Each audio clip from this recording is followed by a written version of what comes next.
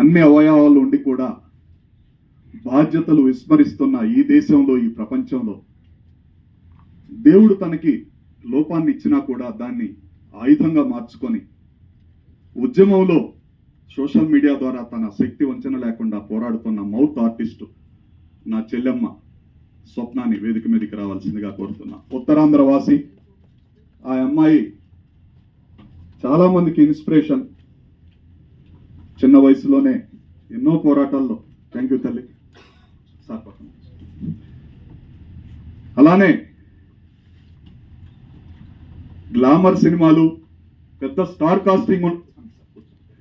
casting ఉన్న సినిమాలే విడుదల చేయడానికి ముందుకు వస్తున్న పంపిణీ రంగం అన్ని పక్కన పెట్టి నా గద్దరన్న కోసం, నా తెలుగు ప్రజల ఉద్యమ చిత్రమైనటువంటి ఉక్కు ఫ్యాక్టరీ కోసం